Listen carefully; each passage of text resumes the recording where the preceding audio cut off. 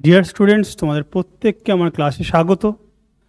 Already তোমরা দেখেছো বা জেনেছো যে তোমাদের জন্য একটি নতুন সেকশন শুরু করেছি, ট্রান্সলেশন ফর বিগিনার্স, যেখানে অলরেডি আমি 18টা প্যাসেজ আলোচনা করেছি।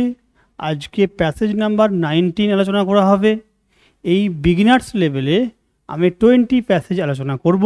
এরপরে তোমাদের অ্যাডভান্স লেভেলের দিকে একটা সেকশন শুরু হবে, সেখানেও 20 থেকে 25টা ট্রান্সলেশন আলোচনা করব। তারপরে আমি প্রিভিয়াস ইয়ারের যে বিভিন্ন প্যাসেজ বিভিন্ন পরীক্ষা এসেছে সেগুলো আলোচনা করব। তো তোমরা একদম এই ট্রান্সলেশনটার উপরে ফোকাস রাখো, যাতে তোমরা ট্রান্সলেশনটাকে নিখুঁত করতে পারো, ভালো পরীক্ষা লিখতে পারো। সেজন্য এই প্রচেষ্টা, তোমরাও ভালো করে প্র্যাকটিস করো এবং ফলো করো। তার আগে তোমাদেরকে একটি বলবো যে তোমরা যারা এই ক্লাসগুলোর পিডিএফ সহ পেতে চাইছো তাদেরকে অবশ্যই বলবো এই যে অ্যাপ আছে, তোমরা এই অ্যাপটা ডাউনলোড করবে এবং এখানে দেখো ডেসক্রিপটিভ ইংলিশ বলে একটি সেকশন আছে। এখানে তোমরা যাবে, যে রেকর্ডেড অপশানে গিয়ে টাচ করবে। টাচ করলে তোমরা ভিডিও উইথ পিডিএফ সম্পূর্ণ ফ্রিতে পাবে। ওকে, তো চলো আজকের যে ক্লাস আমরা শুরু করি। আজকের ক্লাসের যে প্যাসেজ দেখো, খুব ছোট প্যাসেজ আছে, সিম্পল প্যাসেজ, কিন্তু দু একটা ওয়ার্ড তুমি নতুন পেতে পারো বা সেন্টেন্সগুলো খুব ভালো। খেয়াল করো, বিধুভূষণের বয়স তখন 10 বছর, মানে একটা ক্যারেক্টার আমরা পেলাম বিধুভূষণ, ঠিক আছে। এমন সময় তাহার পিতার মৃত্যু হয়, তার মানে তার পিতার মৃত্যু হয়েছিল বিধুভূষণের যখন বয়স 10। কনিষ্ঠ সন্তান, কনিষ্ঠ মানে কি, সব থেকে ছোট সন্তান হিসাবে বিধুভূষণ তার মায়ের চোখের মণি ছিলেন।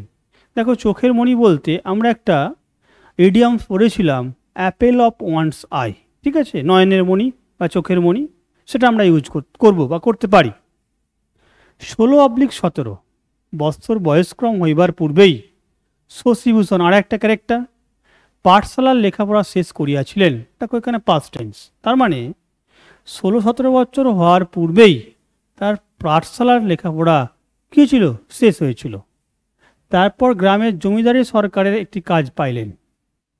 চাকুরির বেতন নামমাত্র, কিন্তু শশীভূষণের বিলক্ষণ প্রাপ্তি ছিল। দেখো, চাকরিতে তার বেতন কম ছিল, কিন্তু বিলক্ষণ প্রাপ্তি ছিল মানে কি না, অসৎভাবে কিছু ঘুষ টুস পেত, ঠিক আছে। সুতরাং এই যে বাংলা ওয়ার্ডটা তুমি যদি না বুঝতে পারো, উত্তর লেখায় কিন্তু সমস্যা হবে। সুতরাং এরকম যখনই নতুন ওয়ার্ড পাবে অবশ্যই নোট ডাউন করবে। ওকে, তো চলো আমরা যে মূল লাইনটা আছে বা প্যাসেজটা আছে তার লাইন বাই লাইন আলোচনা করি। দেখো, বিধুভূষণের বয়স তখন 10 বছর, এমন সময় তাহার পিতার মৃত্যু হয়। এটাকে আমরা হোয়েনের মাধ্যমে লিখব। তাহলে যখন তাহলে Bidhubhushan was 10 years of age, clear.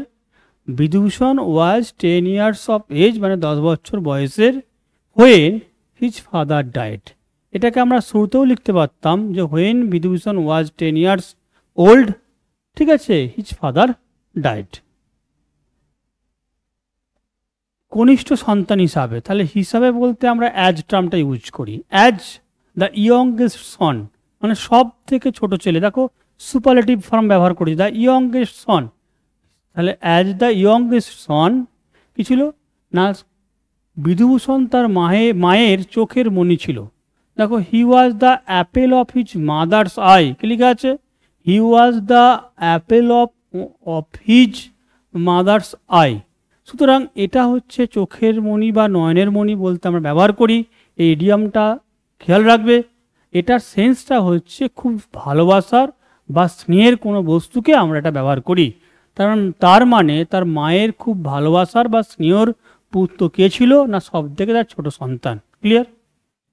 দেখো বলেছে যে 16-17 বছর বয়স্ক্রম হইবার পূর্বেই শশীভূষণের পাঠশালার লেখাপড়া শেষ করিয়াছিলেন। তাহলে দেখো এখানে আমরা লিখছি যে before he was 16 years or 17 years of age, পূর্বেই ছিল, এইটা লিখে দিলাম পূর্বেই। He was 16 years or 17 years of age, comma, এইটা কাকে বলছি না, Shashibhushan had already his primary education, যে পাঠশালার লেখাপড়া বলেছিল না, জন্য লিখেছি কি প্রাইমারি এডুকেশন। ওকে, তাহলে হ্যাড অলরেডি কমপ্লিটেড, কারণ সে নিজে কমপ্লিট করেছে, শশীভূষণ সাবজেক্ট, তাই had already completed his primary education. Okay, next. তারপর গ্রামের জমিদারের একটি কাজ পাইলেন। দেখো কাজ পাইলেন ইংরেজিটা আমরা অন্য একটুভাবে লিখছি, then he got an employment. Get থেকে গট অ্যান এমপ্লয়মেন্ট কোথায়? In the office of the zamindar of the village. এই জমিদার টার্মটা আমাদের ইংলিশে প্রবেশ করেছে এবং জমিদারটাকে আমরা জমিদারে লিখতে পারি, no problem. In the office of the zamindar of the village. চাকুরির বেতন কিন্তু খুবই যৎসামান্য বা নামমাত্র। হি স্যালারি ওয়াজ নর্মালটাকে তুমি এটা না লিখে নমিনাল, নর্মালটা না লিখে আমার নমিনাল বলাটা ভালো, যৎসামান্য। ঠিক আছে, ওকে।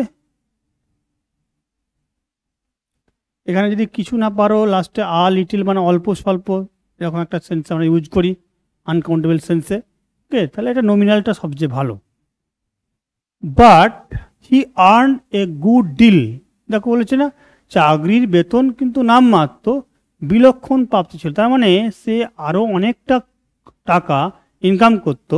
তাহলে হি আর্ন মানে উপার্জন করা, a good deal by the way of illegal gratification. ওই যে বেআইনিভাবে, দেখো ইললিগাল গ্র্যাটিফিকেশান, তার মানে এই টার্মটা তুমি জানলে এটা ব্যবহার করবে।